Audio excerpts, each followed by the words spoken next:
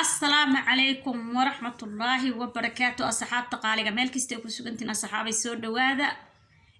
أصحابي وولاشين على سي عبدي جنا اليوتيوب سو دواذا نو شير غري سبسكرايب يلاقنا كبخيا هاي هذا waxaan raacawin aan ka hadlo hay hada waxa social media caaw aan ka arkayno hay hada gabadh walaasheen hada youtuberka hada dhagaxle joogtay magaceeda la oran jiray Esther Korlibaax iyo hay hada xaajigeedii oo kala tageen la sheegayo asxaabi aan caawan baan arkay waxaan hay hada oo lama socon inta hore marka caawan arkay idoo dhaheeso ani wadaadku aan kala tagnay lambarkiisa dambayaan la weydiinin aaway dambahay hina idoo dhaheesan arkay haddana laba wiil oo kale ka hadlayaan waa arka oo Soomaaliyeed oo macnaha qoyska burburka ku imaada ka hadlayaan asxaabay horta maasha waan ka naxay horta gabadha walaasheen wadaadkeeda waan ka naxay si aad uga xanuun badan baan uga naxay maxay aheeday oo qoyskaas Soomaaliyeed maxay aheeday kala tagay idoo umul ay kala tageen aad iyo aad baan uga naxay caawo waa wixii maanta maxay aheeday anagu haduu maanta nagu dhaco aan dhibkii anaga na qabsan lahaa oo kale ida helay ma fiicnaatay gabadha idoo umul in la furo laakiin dhibkaas xaguu oga yimaadaan malaynahay anigu gabadhaas mar hore barnaamijkeeda waa la socon jiray waagi ay naagaha dhibi jireen intay dhalin ka hor markay naagaha mucaaradku ku ahaayeen intay dhalin ka hor ay dhibi jireen oo ay dhihi jireen maxay aheeday wiilkan maxaa ku guri iyo naagaha dibadaha joogan ama ka qaataan iyo ay dhihi jirtay waa free iidan ay dhihi jirtay waxaasaan dhageysan jiray dadka aad u dhibay waan arki jiray haday TikTok ahaan lahayd iyo haday YouTube ahaan lahayd community ay ku jafaayaan ay gabadhi wiilka isku dirayaan waan arki jiray waliba siba naagaha u badnaan dadka aad mucaaradka ugu ahaa waxaan dhihi jiray wartalow dadkan qalbigooda ama ay dhaawacaan dadkan ama qoyska dumiyaan niyada saasaan ka dhihi jiray wixii aan ka cabsanay inuu gabadha ku dhaco umba hadda ku dhacay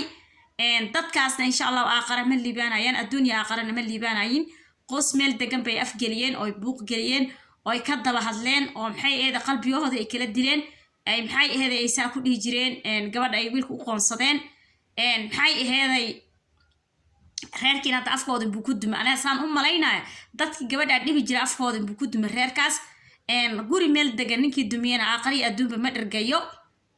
gabadha haddana la furay haddana waan arkayaa inay leedahay mar dambe hay soo weydiinna wiilka waan kala tagnay dhahday hadda laftirkeed way ku daba dhagan yihiin aaway bay leeyihiin maxay aheeday way sii dhibahayaan weli aminkay maskaxda u dejin lahaayeen gabadha Soomaaliyeed aminkay maskaxda u dejin lahaayeen aminkay dhihi lahaayeen wixii dhac waan ka xunnahay aminkay maxay aheeday ay walaalay hor u soco iyo noolaaw wada jirkaada maxay aheeday ay dhihi lahaayeen bay haddana hadal ku sii wadaan dadkan dad ilaahay ka furta waaye dadkan dad xun waaye Soomaaliyan baa waaye waxa sameynaa adduunyada kale ma ka jirto laba qof oo isqabta lama daba galo markii horeba message-yadooda in loo jawaabo may ahayn oo bariga horeba loo jawaabo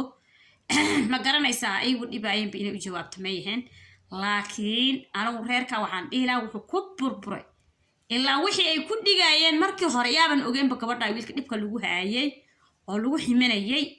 oo loo qoonsanayay maxay dadkan baa ka dambeeya guriga burburiyay ma garanaysaa marka wallahi aad baan uga xumaaday gabadhi walaasheen ahayd oo Esther Korlibaax oo dhahayso wiilkii anigu aan kala tagnay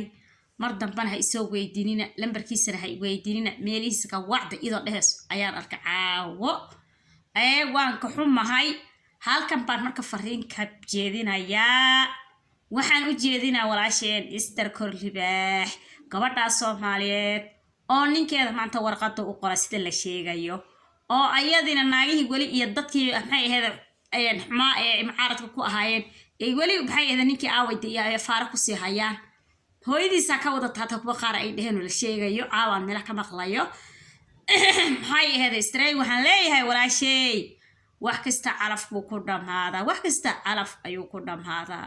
hadduu ilaahay qore calafkiina intuu intaas ahaa oo cunugan ilaahay inuu kala siiyo hadduu ilaahay qore maxay aheeday waa wax waligeed ba iska qornaa buu ahaa kolbo walaalay ha u joojinin ha u bixin mar dambe committee-gooda dambana ha akhrin kuwaas xusiyaashaas oo reer meel degan ilaahay daba dhigay oo reer meel degan inay dumiyaan u soo dhar dhigtay ha u joojinin ka soco horay u soco walaasheen waa ku garab taaganahay عن قرار على أمور دكتيو waxba u noqon maysid 15 jir baa tahay nin wiilka Soomaaliyeed waxba kama weynid waxba kama weynid qof baryar waa la arki jiray qof jab yar waa la arki jiray wiilka uu iska jab yar yaa ma ogiye waxba kama weynaaday asagu isla egtiin abaayay haddaad ka weyntahay ilmo ma baad sheeb ma garanaysan gabadha oo taa Ilaahay awlaad ku sii ma garanaysan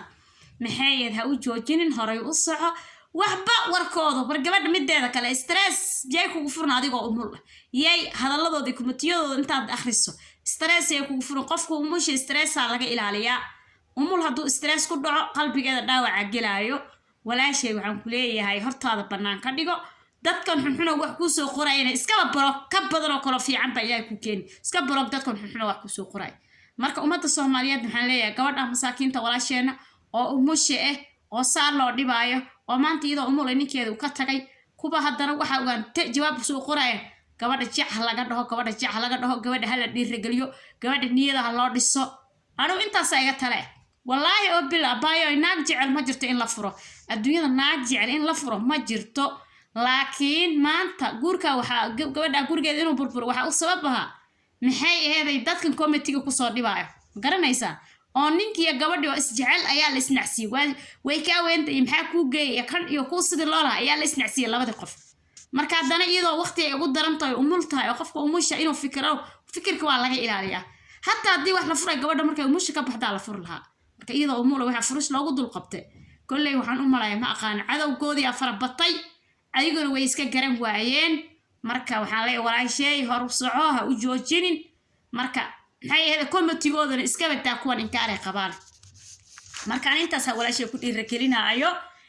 hadda waka walaashay wakaas ummadda Soomaaliyeed waxaan leeyahay gabadha walaasheena istirkor libaax dadka cadawgeeda ee committee u soo qoray waa inaad ka qabataan waa inaad kala hadashaan ninkii hadli karna inuu hadla ninkii committee ugu jawaab karo ummadda xunxuno waa in loogu jawaabaan leeyahay marka walaalayaal waan ka baxay inaan ku sii dheeraad meesha ma soo gelin share iyo subscribe na saara markuu waku kaas